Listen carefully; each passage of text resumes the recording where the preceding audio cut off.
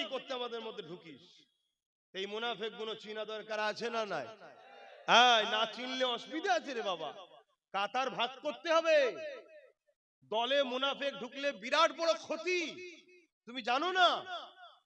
বিরাট বড় ক্ষতি। ইসলামের যুগে যুগে সবথেকে বড় ক্ষতি করেছে মুনাফিক মুসলমান। প্রকাশ্য দুশমনরা ক্ষতি করতে পারেনি, মুনাফিক মুসলমানরা করেছে। আর তোমরা যতটা না ভালোবাসো তার থেকে বেশি ভালো মা বোনেরা বাসে, কেন তাদের ভাই তাদের সন্তানের মতো, আর মায়ের জাতের মন তো এমনি নরম হয়, তাই তো নাকি?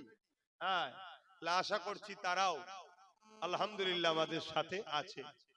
কথা বুঝে আসছে? এখন আপনারা একটাই প্র্যাকটিস করুন শুধু, সেই প্র্যাকটিস হচ্ছে চোর ধরা প্র্যাকটিস, চুরি না হয়ে যায়। কেন গতবারে অনেক চুরি হয়ে গেছিল ভাই, কথা বুঝে আসছে? এই চোর ধরা প্র্যাকটিসটা করুন। আর চোরকে বাইরে থেকে আসবে না, চোর কিন্তু হুবাহুব আমাদের মতনই দেখতে, এই মুনাফিক মুসলমানদের মধ্যেই আছে। কথা মাথায় ঢুকছে তো? কারণ এই লড়াই আপনার ওই বাচ্চাটা মাথা তুলে বাঁচবে কিনা সেই লড়াই একটু মাথায় রেখে দিও। আমি পীরের ঘরের আওলাদ, আরো 50 জনের মতো আমি বাবারা করে আমি চলে যেতে পারতাম, কিন্তু আমি এটা করি না। কথা বুঝে আসছে? কেন আমি চাই আল্লাহ, আমি তাদেরকে খারাপ বলছি না, নাউজুবিল্লাহ, ভুল বুঝবেন না। একটা স্কুলে অঙ্ক আছে, ভূগোল আছে, ইংলিশ আছে, হিস্ট্রি, অনেক কিছু সাবজেক্ট আছে। তো এক এক শিক্ষক এক একটা পড়ায়, তা বাকিরা সব একটা একটা পড়াচ্ছে, সবাই সবার জায়গায় ভালো, কাউকে আমি খারাপ বলছি না। কিন্তু আমি চাই আপনারা দুনিয়া ও আখিরাতে যাতে কল্যাণ পান। শুধু আখিরাতে কেন, রব্বানা আতিনা ফিদ দুনিয়া হাসানাত ওয়া ফিল আখিরাতি হাসানা, দুনিয়া ও আখিরাতের কল্যাণ যাতে পান, তার জন্য আমি আপনাদেরকে একটু বুঝাই, এতে আপনারা কষ্ট পান না তো। যাই হোক, আমি সংক্ষেপ করব, আপনারা যা যা খুশি শরীক হয়েছেন। এখন দোয়া হবে, দোয়া বাদ যে যার এলাকার মসজিদে নামাজ পড়বেন। আমার ভাইদের বলছি, নামাজ ছেড়ে দিও না, নামাজ ছেড়ে দিও না। আল্লাহকে সেজদা দাও, আল্লাহকে রুকু দাও। যে মাথা আল্লাহর কাছে সেজদায় পড়ে, ওই মাথা আল্লাহ অন্য কারো কাছে নত হতে দেবে না। দাও আমার ভাইরা, তোমার গ্রামের ইমামের কাছে, মৌলী সাহেবের কাছে বসে দোয়া দরুদ শেখো। এখন কিছু যদি না জানো, শুধু সুবহানাল্লাহ সুবহানাল্লাহ সুবহানাল্লাহ দিয়ে পড়ো, ইমামের পিছনে ইক্তেদা করে পড়ো। এখন শেষ আর একটা কথা বলবো, মন দিয়ে শুনবেন। দাদা হুজুর আমার একা না, আপনাদের সবার। কারা কারা ভালোবাসেন একটু হাত তুলে দেখেন। দাদা হুজুর অনেক কষ্ট করে কিন্তু এই বাংলা ইসলাম প্রচার করেছে। বাংলা ইসলাম ছিল না, জানো তো নাকি? অনেক কষ্ট করেছে। সেই সিলসিলাটাকেও কিন্তু এখন রাজনীতির নেতারা মিটাতে চাইছে। কেন বলেন তো? কেন দাদা হুজুরের আওলাদরা জুলুম করলেই তার বিরুদ্ধে কথা বলে, ঠিক না বেটি? তাই চাইছে মুরিদ গুলোকে দাদা হুজুরের থেকে সরিয়ে অন্যদিকে সরিয়ে দাও, যারা কমসে কম আমাদের বিরোধী করবে না। এমনও দল আছে দেখবেন, এসব অন্যায় করলে বিরোধী করে না, আছে না নাই? এই সিলসিলাটাকে ক্ষতি করতে চাইছে। আপনারা দাদা হুজুর ছেড়ে দেবেন, পাঁচ হুজুর ছেড়ে দেবেন, অন্য কোন জায়গায় যদি ডেকে নিয়ে যায় দাদা হুজুর ছাড়া, সেই জায়গায় যাবেন, একটু সাবধান হয়। সিলসিলাটাকে ক্ষতি করার জন্য একটা পরিকল্পনা চলছে। আর এই কথাটুকু ঘরে গিয়ে বালিশে মাথা দেবেন যখন, একটু ভাববেন যে আব্বাস সিদ্দিকী কেন বললো, সিলসিলাটাকে ক্ষতি করার চেষ্টা করছে। আশা করছি আল্লাহ আপনার মধ্যে উদয় করবে, আপনি উত্তর পেয়ে যাবেন। এর পিছনে কিন্তু শাসকের হাত আছে, শুনছেন? কারণ একটাই, কারণ বিগত সরকারও যখন ভুল করেছিল, সেই দাদা হুজুরের আওলাদের মধ্যেই কেউ কেউ কিন্তু প্রতিবাদ করেছিল। তার আমি নাম বলছি না, তাদের আমি নাম বলছি না, প্রতিবাদ করেছে না করে না? মানুষকে জাগিয়েছে, বুঝিয়েছে যে সরকার জুলুম করছে। মানুষ তখন তার পাশ থেকে সরে গেছে, মাদ্রাসায় জঙ্গি তৈরি হয় বলার শখ মিটে গেছে। বুঝতে পারছেন? কিন্তু একটা কথা বলবো, বিগত সরকার কিন্তু ভুল করার পরে ভুলটাকে ক্ষমা চেয়েছিল, তারপরেও কিন্তু আমরা তাকে মাফ করিনি। যাক, ঠিকই করেছেন, ভুল কিছু করেননি, মাফ করার মতো কথা নয় তো। মাদ্রাসায় জঙ্গি তৈরি হয় বলার সাহস তোদেরকে কে দিয়েছে? কথা বুঝছেন তো নাকি? কিন্তু একটা কথা মানতে হবে, বিগত সরকার কিন্তু দাদা হুজুর আওলাদদেরকে ওইভাবে গালিগালাজ দেয়নি আজকে সরকার যেভাবে দাদা হুজুর আওলাদকে গালিগালাজ করছে। যারাই বিগত সরকারকে ফেলে এই সরকারকে এনেছে, তারাই যখন আজকের এই সরকারের বিরুদ্ধে কথা বলছে, এই সরকারের লোকই কিন্তু তাদেরকে গাল দিচ্ছে। কথা মাথায় ঢুকছে না ঢুকে নেই? এর পিছনে একটা বিরাট বড় ষড়যন্ত্র চলছে সিলসিলাটাকে ক্ষতি করে দিবার। যে বিগত সরকার পড়ে গেছে কিন্তু ফুরফুরার মুরিদদের অবদানে। অতএব দরবার থেকে যদি জুলুম হয় প্রতিবাদ যুগে যুগে দাদা হুজুর আওলাদরাই করে, শুনছেন তো নাকি? এই জন্য চাইছে এই দরবারটাকে শেষ করে দাও, না থাকবে দরবার, না থাকবে দরবারের অনুসারী, তাহলে আমরা হাজারো জুলুম করব, আমাদের বিরুদ্ধে যতই পীর সাহেব চিল্লাক, পীরজাদা চিল্লাক, মুরিদ তো কেউ শুনবে না। এই পরিকল্পনা একটা চলছে। তাহলে বলুন, জুলুমের বিরুদ্ধে বলা কি বন্ধ করে দিতে হবে? প্রত্যেকটা নবী জালিমের পক্ষে ছিল না বিরুদ্ধে ছিল? আওয়াজ দিয়ে বলুন, নবীরা জালিমের সাথ দিয়েছে না বিরুদ্ধে ছিল? জোরে বলুন। হযরত ইমামে আজম আবু হানিফা জালিম শাসকের বিরোধী করার জন্য জেল খেটেছে। ইমাম মালিক জালিম শাসকের বিরোধী করার জন্য জেল খেটেছে। আমার দাদা হুজুর জালিম শাসকের পক্ষে ছিল না বিরুদ্ধে ছিল? ব্রিটিশের পক্ষে ছিল না বিরুদ্ধে ছিল? তার আওলাদরা জালিম শাসকের পক্ষে থাকতে পারে? জোরে বলে। যখন তুমি বলেছিলে ভালো কাজ করবে, তখন তোমার সাথ সবাই দিয়েছে। 10,000 মাদ্রাসা হবে, ফুরফুরায় রেল হবে, উন্নত মানের পর্যটন কেন্দ্র হবে, ডবল ডবল চাকরি হবে, কি? আর এখন বাদাম বিক্রি করছে। ভালো কথা বলেছিল, মাদ্রাসা আলিয়া ইউনিভার্সিটি হবে, ভালো কে সাথ দিতে হবে না?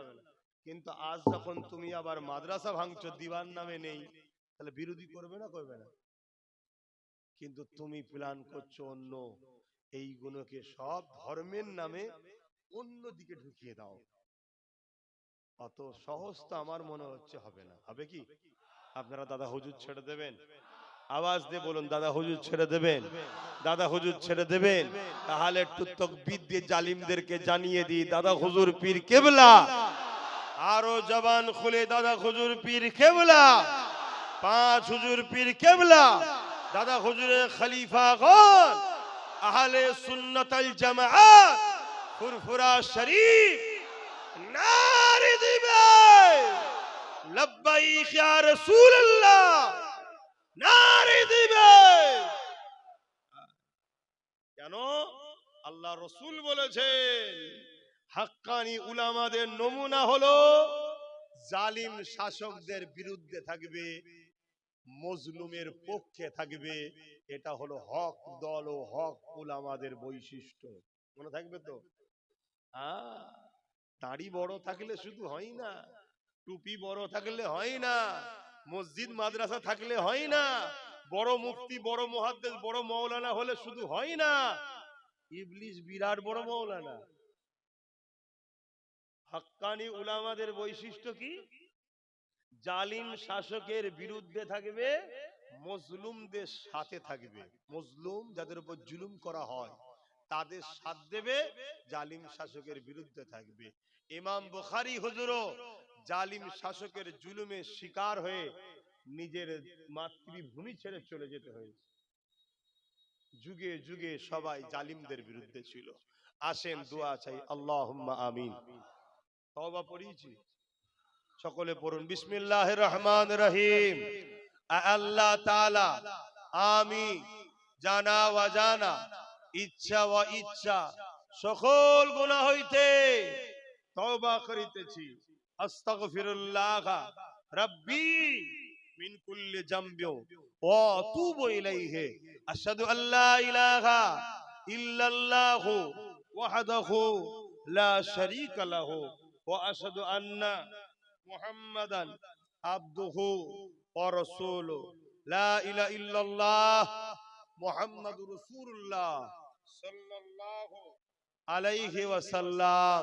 5 ওয়াক্ত নামাজ পড়বেন, এক মাস রোজা রাখবেন, বাপ মার খেদমত করবেন, হালাল খাবেন, হারাম থেকে দূরে থাকবেন, লোভ লালসা করবেন না, বড়দের ভালো সম্মান করবেন, ছোটদের স্নেহ করবেন। আসেন, আমাকে বলছিল এই এলাকার অনেক ছেলে অনেক জায়গায় জলসা শুনতে যাওয়ার জন্য নাকি মারও খেয়েছিল। কথা বুঝে আসছে? আজকে সেই গ্রামে জলসাও হচ্ছে। চেষ্টার পর চেষ্টা, চেষ্টার পর চেষ্টা, চেষ্টার পর চেষ্টা চালিয়ে যাও, তবেই সাকসেসফুল হওয়া যায়।